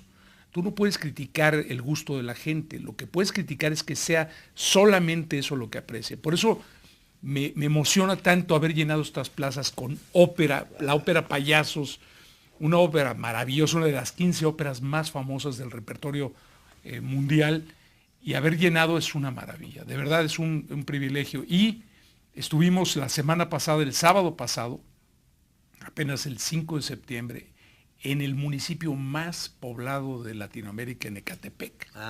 Llena la plaza también, había amenaza de lluvia. Bajo el mismo principio de ópera. Bajo el mismo principio, la ópera León Caballero. Y vamos a cerrar, ya que vieron el exitazo, vamos a cerrar el 22 de noviembre, cerramos este proyecto, Ópera para Todos, en el Zócalo. Maravilloso. Aquí tienen un hombre que es un guerrero, es un luchador extraordinario, y es un hombre que tiene siempre una actitud frontal, inteligente, valiente, seria, responsable y al mismo tiempo enormemente sensible. Fernando de la Mora ha tenido lo que en términos artísticos se llama una extraordinaria evolución en su carrera. Cuando empezaba, cuando te veíamos ahí en los Cervantinos al mero principio, le veíamos esa pasta, ¿no?, de un hombre que a lo largo de su vida cada vez más se ha hecho más disciplinado, más serio, más responsable, más todo. ¿Bajo qué premisa? Pues bajo la premisa de la superación y de la evolución. Y aquí está este hombre yo no dudo que si hoy digo está en el mejor punto de su carrera, también lo voy a decir el año que entra y el que sigue, y los diremos en la medida en que veamos que hay gente como él, que aparte se ha convertido en la evocación de otros que vienen detrás de ti y que siguen una escuela incansable, incesante. Veo por lo que... Es que ahí está el secreto, charla estafeta, o sea, cambiar de ¿cómo se llama?, de estafeta a la gente. Es importante que tú pases la cultura al que sigue, mano, y el que sigue también tiene que echarla para atrás. Claro. Es como tú, o sea, todos los comunicadores que tienen el compromiso de demostrar que amas a tu país, y que el que sigue, el que va a ser el siguiente comunicador, tiene que también tener ese compromiso de amar este país y protegerlo, y no dar noticias irresponsablemente solamente por el hecho de que van a crear un poco más de audiencia. Yo siento que eso hay algo más importante que el dinero, y es resolver cosas, ¿a dónde vamos, man? No nos vamos a llevar un peso cuando nos vayamos de aquí. ¿Cuál es lo interesante? O sea, resolver, man. Dejar un mejor México que el que recibimos. Y tú y yo estamos fallando, porque nuestro México no está mejor que cuando tú y yo lo recibimos. O sea que tenemos que emplearnos emplearnos a fondo. Creo que es un México que requiere de causas fuertes, de causas de echarnos para adelante. Hay que sumarnos. Si tenemos la capacidad de ver problemas, pues ya son nuestros. Los asimilamos. Y al mismo tiempo asumimos la habilidad para responder, entiéndase responsabilidad, para sacar esto adelante. Nada nos caería peor que terminar nuestro desempeño y dejar un peor país.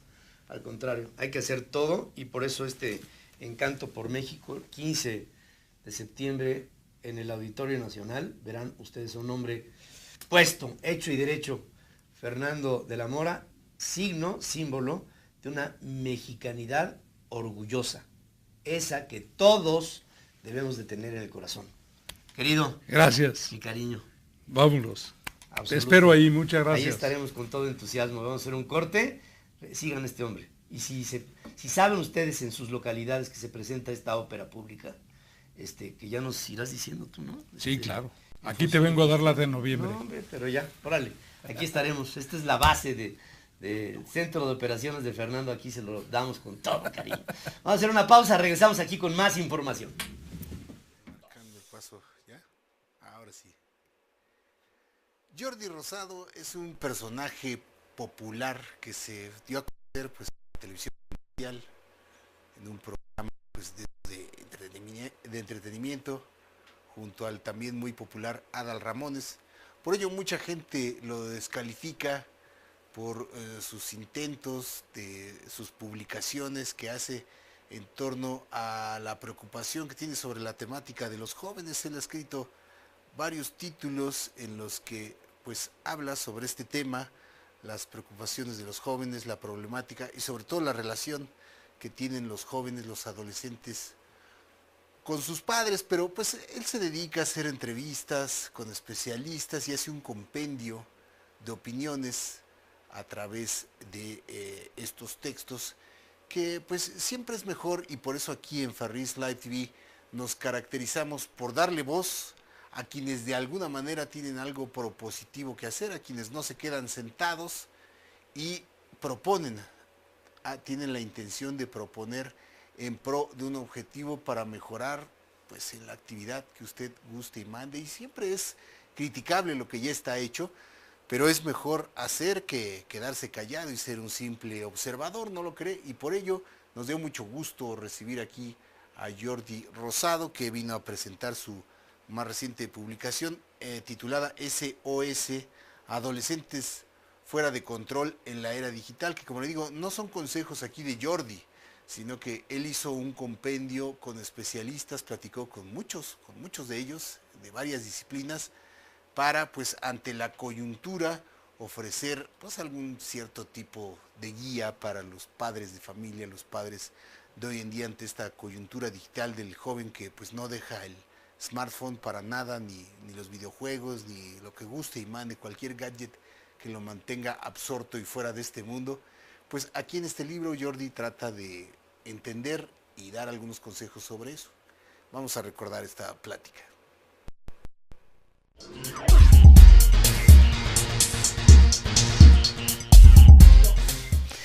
Estoy aquí con Jordi Rosado. Les decía yo que yo he visto a muchos hombres públicos que dedican su comunicación al público, pero Jordi se ha dedicado, claro, a todos los públicos, pero con un fundamento en la juventud con la que te comunicas extraordinariamente. Me da mucho gusto. Pedro, muchas gracias. Igualmente, muchas gracias. Y verte siempre con esa vitalidad. Muchas gracias. Pues muy contento, encantado de estar aquí, encantado de que me des tu espacio, de platicar del nuevo libro, que el nuevo libro es para padres de adolescentes.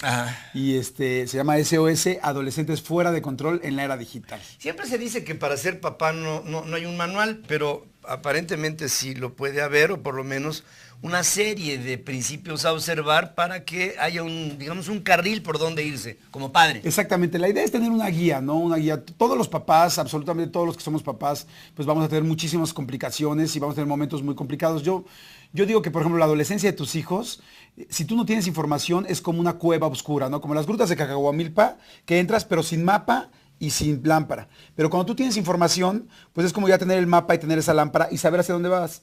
Va a haber partes difíciles de la cueva, obviamente, aún con lámpara y aún con mapa.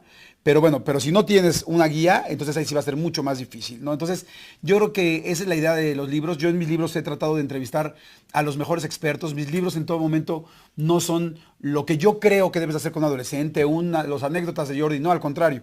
Yo en cada libro trato de entrevistar, en este libro en específico entrevisté a más de 90 expertos, busco a los mejores, psicólogos, sociólogos, sexólogos, terapeutas. Aquí hay muchos expertos en tecnología, en ciberdelincuencia, en muchas cosas, para poder después, como tú dijiste, ser un interlocutor, ponerlo de una manera sencilla, fácil de entender, pero sobre todo práctica. Que un papá, cuando tu hijo te dice, quiero dejar de estudiar, o cuando cachas que tu hijo está metido en un problema en internet serio, ¿qué hacer? No solamente saber que existe, sino, ok, ya sé que existe, ¿qué hago? ¿Cómo lo salvo? ¿Cómo lo saco de ahí? ¿Y cómo hacemos que todo esto tenga los menos riesgos posibles, ¿no? Sí, luego en una era digital como la que hoy estamos viviendo, dicen, ¿quién es la mamá de esta niña?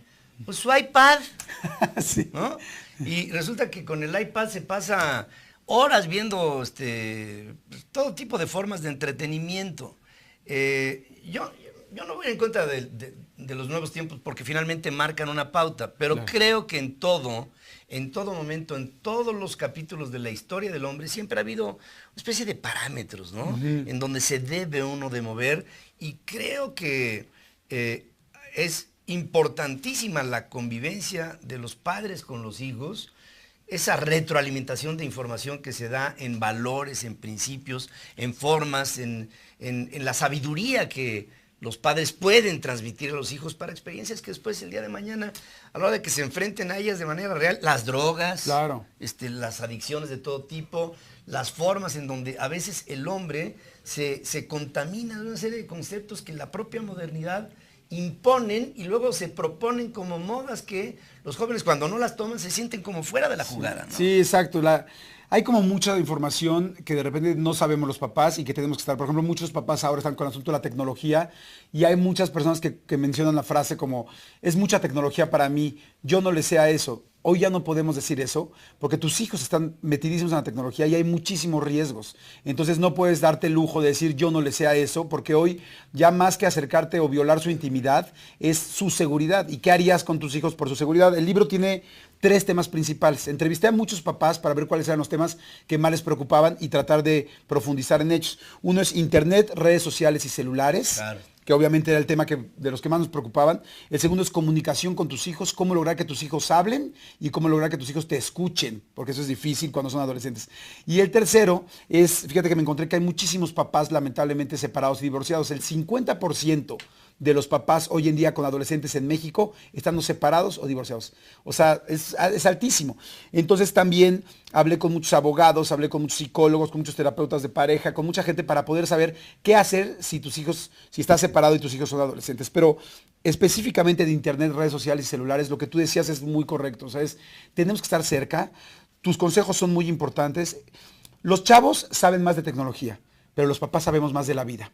Por supuesto. O sea, ayer di una plática con adolescentes y les decía, estábamos platicando de todo este asunto y les dije una frase que yo creo que les hizo sentido, porque les dije, todo el mundo te dice, yo doy mi vida por ti. Bueno, no todo el mundo, pero tus amigos, tus cuates, la novia, la exnovia, todo el mundo te dice, yo doy mi vida por ti. Digo, pero solamente, en el mejor de los casos, hay 2 personas que sí lo harían, que verdaderamente están dispuestos a hacerlo, y son tus papás. Sí. Digo, ellos sí, el día que tengas el problema más grande del mundo, ellos sí van a estar al lado de ti, a piedra y lodo y como sea, van a estar junto a ti. Entonces, por ejemplo, el libro tiene una parte que es un contrato digital. Ahora, en algunos países, pues la verdad, muy primermundistas, están haciendo esos contratos digitales donde el papá hace un contrato digital con su hijo para poderse cuidar. Para que no esté tan cerca de los riesgos el hijo y se concientice. Y está funcionando increíble. Pero lamentablemente aquí en México casi nadie sabe del contrato digital, casi nadie lo está haciendo. Y mi idea era poner en este libro este contrato digital en el cual puedes cuidar a tus hijos. Y lo hice de una manera que creo que nos está ayudando mucho, porque los que están en el mundo están funcionando muy bien, pero yo lo hice recíproco. El adolescente lo que más quiere, yo llevo ya casi 20 años dando pláticas para adolescentes y con padres de adolescentes y entrevistando a los expertos. El adolescente lo que más quiere es que se valide su opinión, que también tenga él una idea y que le hagas caso, que sienta que él también está aportando. Y lo que hice en el contrato digital es que lo hice recíproco, hice también algunas cláusulas para los papás.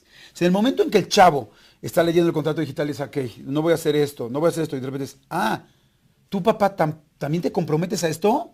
Órale, va. ¿Tú también te comprometes a esto? Órale. Y fue padrísimo porque acabamos de sacar el libro, llevamos literalmente 1 semana y media que lo sacamos, y ya hay muchísima gente que nos está escribiendo de, oye, hice el contrato digital con mis hijos y lo firmó, y me funcionó, y mi hijo se concientizó y me dijo, órale, vamos a cuidarnos. Y esa es un poco la idea de la información que hay dentro del libro, ¿no? Miren, en una sociedad como la nuestra, como la sociedad mexicana, hacen falta líderes en la juventud. Jordi Rosado es un líder de la juventud y es un líder un líder es aquel que cuando llega ante el objeto de su trabajo es escuchado. a ti te escuchan con mucha atención los chamacos. He visto a tu equipo de trabajo abrir espacios en toda la República Mexicana. Incansablemente Jordi está ahí, habla con ellos, habla porque tiene una pasión para hablar con ellos, habla porque conoce cuál es la problemática de ellos, habla porque conserva en su esencia esa juventud que hay que tener. No obstante el paso del tiempo, la juventud se puede conservar como una actitud, y Jordi lo ha hecho en toda su carrera, cada vez con un mayor sistema de especialización y sobre todo de pasión por el detalle, que se expresa en este que es su más reciente publicación, que es un SOS Adolescentes fuera del control en la era digital. Yo pienso que es una publicación que hay que tener, es de Editorial Aguilar. Jordi para mí es un sello de calidad que hay que escuchar y que conforme ha pasado el tiempo y su carrera, cada vez tiene una voz más acreditada, más responsable, más aceptada, más aceptable, y que yo estoy seguro que será un gran aliado de ustedes que son padres y que a veces hemos de confesarlo todos los que hemos ido y hemos pasado por la paternidad o por la maternidad. A veces pasamos por procesos de confusión que son igualitas a esas grutas de cacahuamilpa. Exacto. De las que hablas, ¿no? Exactamente, sí, hay momentos muy difíciles. El otro día yo le preguntaba a un experto, uno de los mejores en Latinoamérica de adolescentes, le dije, ¿alguna vez nos graduamos como padres? ¿Hay una graduación de padres? Y me dijo, nuestra graduación es hacer a nuestros hijos independientes. Es verdaderamente hacerlos que no te necesiten. Muchos papás nos cuesta mucho trabajo porque nos encanta sentirnos necesitados. Pero la graduación de un padre es hacerlo que él haga todo por sí mismo. Y sin embargo, cada papá tenemos diferentes temperamentos. Y aunque tú tengas mucha información, al tener mucha información lo que haces es que bajas tu rango de error. Pero todos tenemos nuestro propio temperamento y hay días que no podemos, hay días que nos equivocamos, hay días que lo hacemos mal. Pero entre más información tengamos, habrá menos de esos días. Y esa es la idea del libro, ¿no? A mí de repente me preguntan, oye, ¿tú con tus hijos, me imagino que lo llevas perfecto? Digo, por supuesto no. Claro que no, porque soy un papá y soy un ser humano como él es un ser humano. Y sí, efectivamente hay muchas cosas que he podido manejar muy bien y otras que se me salen de control, como se nos salen a todos los papás, porque una cosa es tener mucha información y otra cosa es dejar de ser la persona que es Pedro, la persona que es su hijo, la persona que es Jordi, la persona que es su hijo. Y siempre hay esos momentos. Pero entre más información tengamos, menos nos vamos a equivocar y mejor lo vamos a hacer. Y pues bueno, ¿a quién se lo digo? Al rey de la información. Todos ustedes saben perfecto lo que es la información. Información es poder. Y eso es lo que yo intenté hacer con el libro, a tratar de ayudar. Yo soy de la idea todavía, Pedro, y yo creo que tú eres una persona completamente de esa línea, de que todavía podemos ayudarnos. Hay mucha gente en este país que sí, en serio se está jalando y metiendo el pie todo el tiempo. Y hay gente, yo me considero dentro de ellos, que creemos en las personas que nos queremos ayudar. Yo el libro, primero, antes que nada lo escribo para mi familia, para mí y para mis hijos, para tener información. Yo soy el primer lector de mis libros, porque voy con los expertos y digo, no es cierto, estoy haciendo esto mal, le hablo a mi esposa y es, híjole, fíjate que esto estamos haciéndolo al revés, hay que hacer esto y esto. Hablo con otro experto y digo, ay, mira, podemos hacer esto. Y me encanta compartir la información. Y ese es el objetivo de este libro, que nos podamos ayudar muchos, que mucha gente podamos disfrutar más a nuestros hijos. El libro empieza con una anécdota muy, muy fuerte de una persona que conocí en un desayuno en el gimnasio, que no lo conocía a él, me invitaron a desayunar con unos amigos y me dice, estamos hablando de los asaltos y dice, mi hijo falleció hace 2 años cuando tenía 16. Empieza a contar la historia en la mesa, te digo, yo no lo conocía, entonces me quedé callado, impactado, literal, congelado, porque empieza a contar cómo llegó a ver a su hijo 24 horas después de que lo había dejado en la escuela, pero posteriormente lo había llegado a ver en una plancha en el CEMEFO. Y dice que después de todo lo que todos sabemos que es un dolor, bueno, no todos sabemos, pero del dolor terrible que sintió, que lloró, que estuvo con su esposa, que lo primero que hizo fue salir y hablarle a sus otros 2 hijos, porque tenía 3. Y que dijo, quiero aprovechar cada palabra, quiero escuchar su voz, cómo es, quiero darme cuenta que mis otros 2 hijos están vivos y quiero darme cuenta de todo lo que no disfruté al anterior. Y decía que cuando veía a su hijo, lamentablemente, que había fallecido, decía, ¿cuántas veces no lo escuché? ¿Cuántas veces me estaba hablando y no le estaba poniendo atención porque estaba pensando en algo del trabajo? ¿Cuántas veces no fui algo importante de él por ir a mi trabajo cuando realmente yo sabía que ese día podía cancelar lo del trabajo. O sea, ¿cuántas veces no lo disfruté tanto? Y entonces al final de toda la plática, porque después me quedé con él platicando, lo entrevisté, le dije, oye, ¿me dejarías iniciar mi libro con tu anécdota? Y me encantó su última frase porque que fue lo que me inspiró. Me dijo, nunca me imaginé que la muerte de uno de mis hijos me enseñó realmente a disfrutar y a vivir con los otros dos. Es que uno nunca sabe, ¿no? Sí. Es algo así, pero ahora que te escucho y te escucho con esa vehemencia, ¿no? Me doy cuenta de que en la experiencia de otros, dicen que nadie escarmienta en cabeza ajena. Yo creo que eso no es cierto. Yo creo que si se da una dosis de inteligencia y de atención, hay que escuchar estas historias, hay que sacudirse con ellas, hay que entender que uno goza a veces de privilegios que son intangibles, que con experiencias como esa nos damos cuenta de lo que tenemos, ¿no? Y de lo que podemos hacer y de lo que debemos de ser.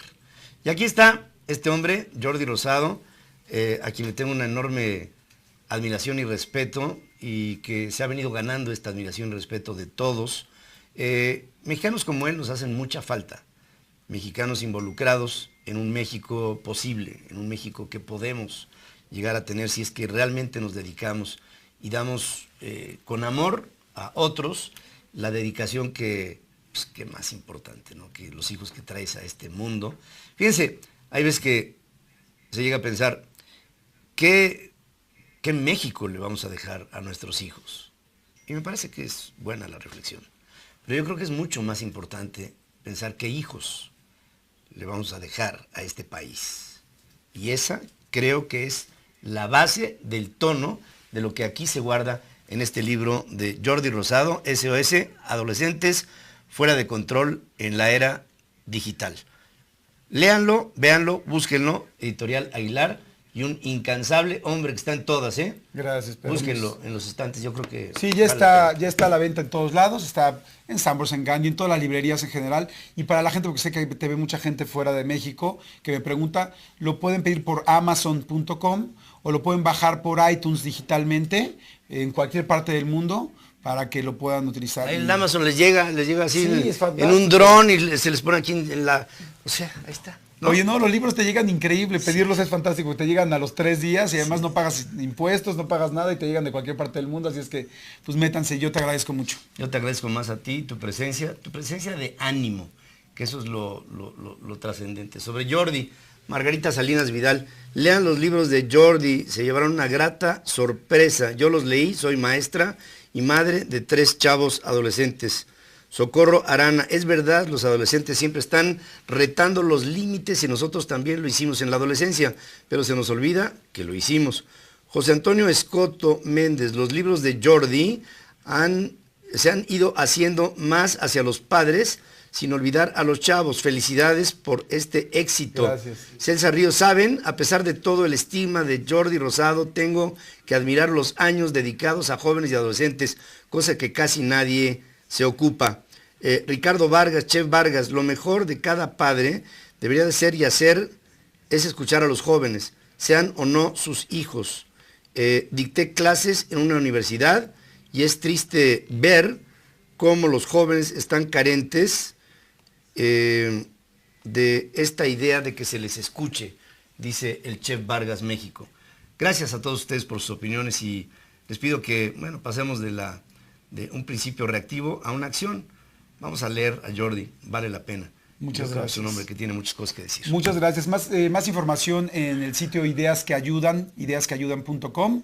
Y para la gente que me ha estado preguntando en las redes que dónde nos vamos a ver, voy a estar este jueves, pues mañana, a las 6 de la tarde en el Palacio de Hierro Durango, el que está ahí en medio, a las 6 de la tarde en el Palacio de Hierro Durango. Voy a estar firmando libros, ya sea o cualquiera que ustedes lleven de los anteriores, yo con muchísimo gusto ahí lo firmamos. Ahí está, Jordi, el incansable Jordi Rosado, un hombre comprometido con la juventud mexicana. Vamos a hacer un corte, regreso con ustedes.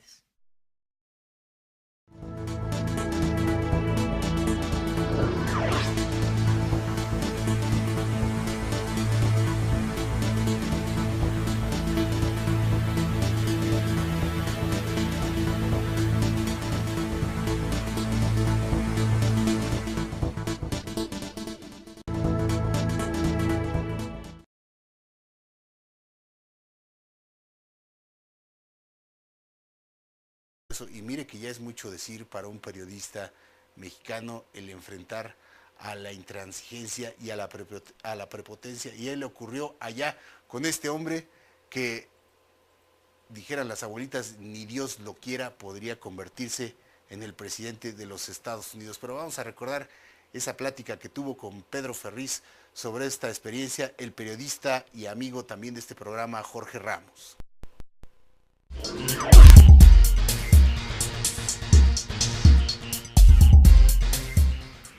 Y estoy en comunicación directa allá en los Estados Unidos con un hombre que respeto, admiro mucho y que su trabajo ha sido verdaderamente digno de ser comentado en todas partes, en México, en los Estados Unidos y también en el mundo. Y me refiero a Jorge Ramos, que está aquí en la línea conmigo. Querido Jorge, ¿cómo estás? Gracias, un placer estar contigo y hablar con un periodista como tú. Muchas gracias, te lo agradezco tanto. Gracias, querido Jorge. Has sido, y tú lo sabes, has estado en el centro de la opinión a nivel nacional en los Estados Unidos, en México y en otras partes del mundo, sobre esta postura que enfrentó a la de Donald Trump en un proceso de un conservadurismo que está tratando de llevar en opinión pública a los Estados Unidos a una segregación que no es conveniente, como no ha sido conveniente en la historia, Jorge. Claro, yo creo que, fíjate, lo que está proponiendo Donald Trump es la deportación masiva más grande de la historia moderna. Es deportar a 11 millones de personas. ¿Y cómo lo vas a hacer? La única manera de hacerlo sería con el ejército, usando trenes, autobuses, aviones, deportando niños y estudiantes y bebés de los Estados Unidos. Eso es exactamente lo que quiere Donald Trump. O sea, Donald Trump nos propone el horror. Y el horror también es cuando tiene millones de personas que piensan como él, y lo están poniendo arriba de las encuestas a nivel nacional aquí en los Estados Unidos. Y entonces había dos opciones: o lo dejamos que siga, y que esto basado en la opinión de los candidatos presidenciales y de gobiernos, incluyendo el de Peña Nieto, que creen que al no hablar de Peña Nieto va a desaparecer. Es una especie de pensamiento mágico, ¿no? No hables de él que desaparece. Eso no ha funcionado. Sigue subiendo en las encuestas, sigue hablando cada vez peor de los inmigrantes, y la otra opción era enfrentarlo. Pero ¿a quién le toca enfrentarlo, Pedro? Y en este caso, si los políticos no lo están haciendo, si el gobierno de Peña Nieto decide no hacerlo tímidamente, tristemente, si la Casa Blanca en los Estados Unidos ha decidido no meterse, me parece que es a los periodistas a quienes nos corresponde enfrentar este gran reto y esta amenaza que es Donald Trump. I am an American citizen as you are, ¿no? O sea, claro. En todo ello empieza a haber una confrontación social nada conveniente en el presente. Claro, y lo que pasa, Pedro, es que eso es lo que está haciendo Donald Trump, fomentando el odio entre grupos en los Estados Unidos. Él está fomentando el odio, fomentando los peores prejuicios raciales en este país. Y entonces, esto está totalmente ligado. Él me dice, lárgate a Univisión, o regrésate a Univisión, que es donde yo trabajo. Me dice en la conferencia de prensa. Y segundos después, uno de sus seguidores afuera me dice, lárgate de mi país, lárgate. Entonces, claramente eso es, o sea, es muy peligroso cuando un candidato presidencial habla de esa manera, porque otros empiezan a seguirlo. Métete a mi cuenta de Twitter o de Facebook y estoy inundado de mensajes cargados del peor odio racial que tú puedas imaginarte aquí en los Estados Unidos. Y eso, hombre, a ti y a mí, que tenemos la gran suerte de poder hablar y de tener un micrófono, en esto nos metimos y sabemos en qué estamos. Pero imagínate la gente, los millones de mexicanos, que no tienen esa ventaja y que los están atacando todo el tiempo. Eso es precisamente el temor de Donald Trump. Sí, por supuesto. Perdón, ¿ha hecho esto más difícil tu desempeño y tu trabajo ahora? Bueno, ¿sí? A ver, hay candidatos que no quieren hablar conmigo ahorita. Lo entiendo porque creen que vamos a llamar mucho la atención y ahorita no quieren hablar, pero no importa, porque al final de cuentas la campaña apenas comienza y hay muchas cosas que preguntar, pero tarde o temprano tienen que hablar. Aquí en los Estados Unidos, afortunadamente, puedes ir a cualquier conferencia de prensa, nadie te puede censurar, y en el peor de los casos te saca un guarura de la conferencia de prensa y eso es todo. Pero en México, desafortunadamente, A Rubén Espinosa no le dieron la oportunidad de que un guarura lo sacara de ninguna conferencia de prensa, lo mataron. Igual que a 80 periodistas que han asesinado en México. México es un país, uno de los países más peligrosos del mundo para ejercer el periodismo. Así que lo que me ha tocado vivir aquí en los Estados Unidos no es absolutamente nada frente al gran valor de los periodistas mexicanos que se enfrentan al gobernador en Veracruz y que se enfrentan a las autoridades federales y al gobierno de Peña Nieto, que no finalmente salen a defender a los periodistas. O sea, no puede ser que México sea uno de los países más peligrosos del mundo para ejercer el periodismo. Lo que a mí me toca aquí en los Estados Unidos no es nada. Estoy hablando con Jorge Ramos y le pregunto, en abril fuiste reconocido como uno de los hombres más influyentes en la vida de los Estados Unidos y para el caso pues de lo que pasa en términos mediáticos en el mundo. Hoy, ¿cómo ve Jorge Ramos a su país? ¿Cómo ves a México de cara a una nueva legislatura, a una segunda mitad de un sexenio de un hombre que se le dijo en esa misma revista que estaba salvando a México un año anterior a tu reconocimiento, y de cara a lo que será una especie de informe presidencial que hablará de lo que sucede en nuestra economía, en nuestra vida política y social, Jorge? Mira, yo lo veo con dos perspectivas. La primera es que veo a un presidente paralizado, un presidente que no actúa con este pensamiento mágico de creer que si no reaccionas y no hablas, las cosas desaparecen. Y eso no es cierto. Creo que es vergonzoso y triste que no ha dado la cara frente al hecho de la Casa Blanca. Nadie absolutamente cree en la credibilidad de Virgilio Andrade, un subordinado, para investigar la Casa Blanca. Y si tú compras una casa de $7 millones a un contratista del gobierno, bajo condiciones inusuales, y luego ese contratista recibe miles de millones de pesos del gobierno, ahí por supuesto tiene que investigarse si hay conflicto de intereses, pero no por parte de tu subordinado. Eso lo tiene que hacer el Congreso, un investigador independiente. Y propongo, me parece que sería extraordinario, que Iván Velázquez, el mismo investigador que está en estos momentos fiscalizando al presidente de Guatemala, no le cuesta absolutamente nada cuando termine esa investigación pasarse a México, es un investigador de Naciones Unidas, para ver si hay corrupción o no hay corrupción en la casa de Peña Nieto, en la casa de Videgaray, en Malinalco y de muchos otros. Al mismo tiempo, es terrible que Peña Nieto no dé la cara, no da la cara después de Ayotzinapa, no ha dado la cara frente a los más de 42,000 muertos que existen en México desde que él llegó al poder. Así que veo a un México paralizado por su presidente.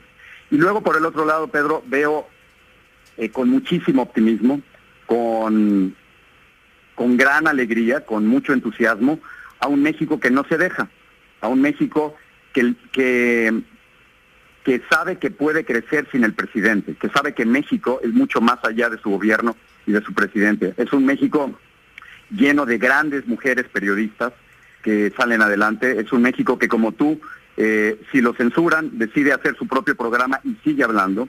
Es un México que, como el Bronco, o como Kumamoto, o como muchos otros líderes en México, deciden lanzarse de manera independiente. Opiniones sobre la polémica presentación en donde vino esta confrontación contigo. Hablaban de que había roto las reglas de la conferencia de prensa como tal.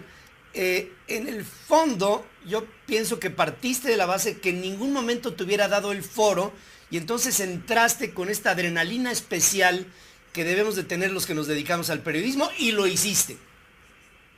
Claro, y mira, primero, Donald Trump jamás me iba a dar la palabra. Claro. O sea, a ver, seamos claros. Yo le había enviado hace casi 2 meses, después de que había dicho que los mexicanos, los inmigrantes mexicanos, éramos criminales y violadores, y que el gobierno mexicano estaba enviando los criminales al norte, que mira, Peña Nieto ha hecho muchas cosas mal, pero que esté metido en una conspiración para enviar a criminales a los Estados Unidos es una verdadera estupidez.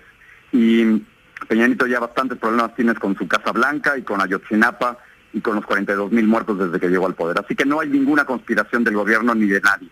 Entonces, le envié una carta manuscrita, que eso que ya no lo hacemos tú y yo, Pedro, que ya no, todo es por texto y por email y todo eso. Me puse a escribir una carta con una letra muy mala, por cierto, porque ya se me había olvidado casi. Puse mi teléfono celular, grave error, y en lugar de que me contestara, como le ha contestado a la mayoría de los medios de comunicación aquí, publicó mi carta en la internet y entonces, por supuesto, tuve que cambiar el teléfono y el del que estoy hablando ya no es el original. Jamás me iba a dar la palabra.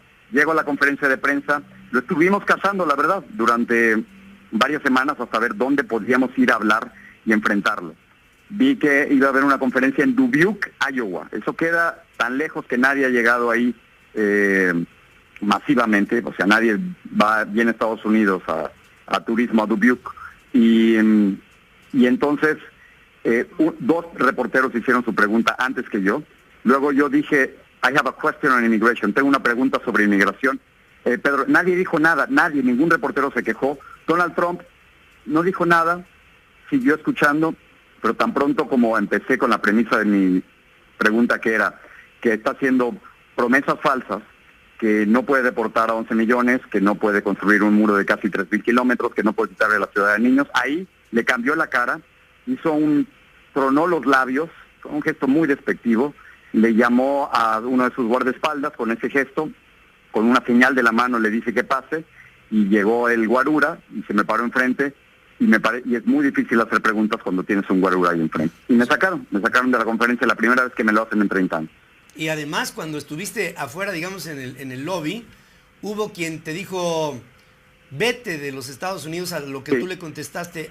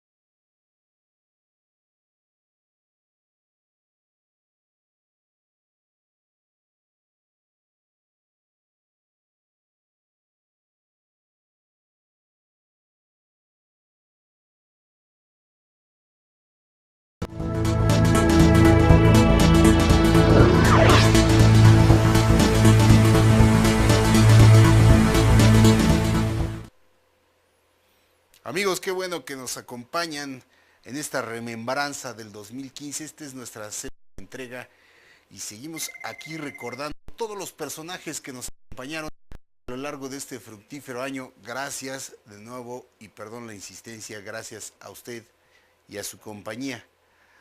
Aquí vía telefónica porque pues él vive en los Estados Unidos, es el periodista hispano más importante de la televisión allá en el mercado de habla hispana. Le insisto, ni más ni menos que Jorge Ramos. Jorge Ramos nos narró aquí su experiencia que tuvo con el hoy emergente político, porque pues ya era una estrella de las finanzas, una estrella de los reality shows, el Donald Trump, el vociferante y polémico Donald Trump, a quien Jorge Ramos pues quiso, como buen periodista que es, confrontar con estas declaraciones tronantes que hizo y que le abrieron la puerta a la popularidad en contra de los inmigrantes mexicanos, el mexicano de nacimiento y pues arraigado allá en los Estados Unidos, donde desarrolló su exitosa carrera. Lo anduvo persiguiendo y Trump pues le anduvo sacando la vuelta hasta que lo encontró en una conferencia de prensa donde no le otorgaba la palabra. Ramos hizo que le pusiera atención confrontándolo con sus ideas y Trump, pues en una muestra de lo que es un intolerante, lo mandó sacar. Jorge nos narraba aquí que en toda su carrera periodística nunca le había ocurrido